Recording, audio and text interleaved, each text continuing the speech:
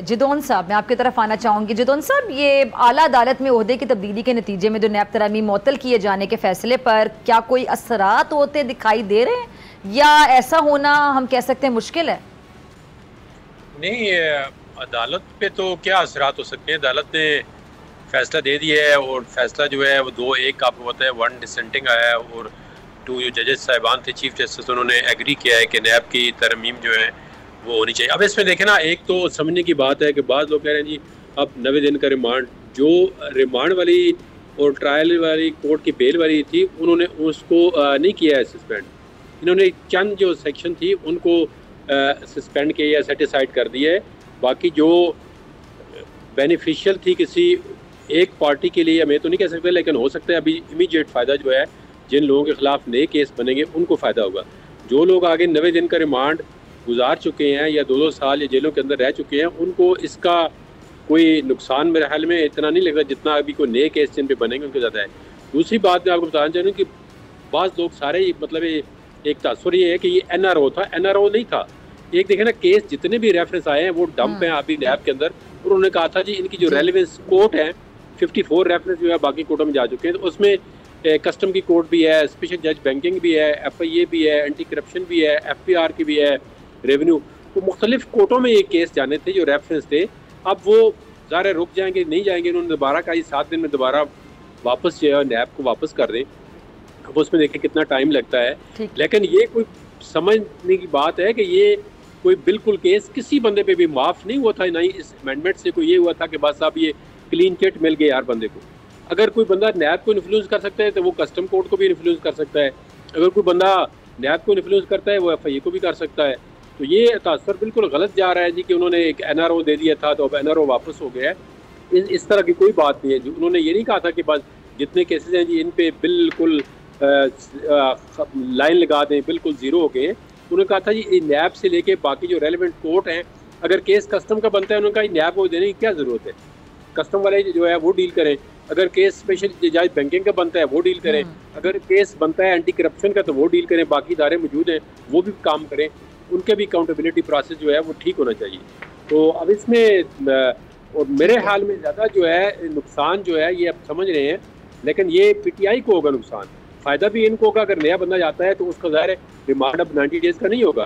तो अगर ये कहते हैं कि नैब के केस को अगर पोलिटिकल विक्टिमाइजेशन के लिए बनाना चाहता है तो वो भी इनको नुकसान होगा, क्योंकि अभी नए केस पे कोई रुकावट नहीं होगी। नैब अगर ये सेक्शन रिस्टोर हो गई हैं तो फिर तो केस बन सकते हैं। इस तरह पहले नैब चलता था उस तरह दोबारा चलना शुरू हो जाएगा। अच्छा, लेकिन एक मिनट, आपने कहा कि आपने जैसा PTI का जिक्र किया, तो ये जो फैसला है इसके बाद साबिक सदर आसिफ अली जरदारी साहब या नवाज शरीफ साहब समेत जो 6 साबिक जो वज़राए आज़म के केसेस हैं, क्या वो दोबारा नैब को जाएंगे? इस हवाले से थोड़ा अपडेट कर दीजिएगा। यानी ये सागदार साहब के खिलाफ भी जो केसेस हैं क्या वो खुलेंगे? देखिए, 35 जो है पब्लिक होल्डर ऑफिस हैं, उसमें मुख्तलिफ लोग हैं, उनके जो केसेस अगर इस नैब अमेंडमेंट की वजह से उन्होंने कहा जी अभी इनको कार्रवाई छोड़ दें या नैब को वापस कर दिए थे, तो वो डेफिनेटली उन्होंने कहा जी 7 दिनों के अंदर ये दोबारा केस जो उस अदालत के अंदर जाएगी। अब बाज़ केस जो हैं उनका डिसीजन मेरिट पे हुआ है, वो भी कन्फ्यूजन नहीं होनी चाहिए कि जिन केसेस का इस नैब अमेंडमेंट के साथ तल्लुक नहीं था वो मेरिट पे हुआ है, तो वो मेरिट पे फैसला तो मेरिट पे, जिस तरह एक्स जो प्राइम मिनिस्टर नवाज शरीफ, उनके जो अल-अज़ीज़िया, एवनफील्ड और जो फ्लैगशिप के उनको कटल हुई है, उनके जो वो नैब वाले केसेस हैं वो मेरिट पे चल रहे हैं, अपील पेंडिंग है, उनको इससे कोई फ़र्क नहीं पड़ता। बाकी जो केस अगर शहबाज शरीफ पे अगर मनी लॉन्ड्रिंग पे केस है तो वो मनी लॉन्ड्रिंग का नैब से कोई तल्लुक नहीं, मनी लॉन्ड्रिंग की तो FIA की कोर्ट है, वो लगा चलेंगे, उनसे कोई फ़र्क नहीं पड़ता।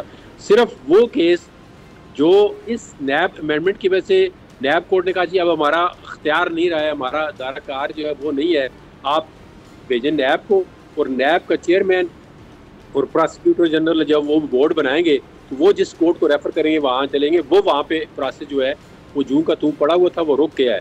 कुछ उन्होंने 54 के करीब जो रेफरेंस भेजे थे तो उससे भी अगली कोर्टों ने क्वेश्चन उठा दिए कि ये किस लॉ के तहत भेज रहे हैं।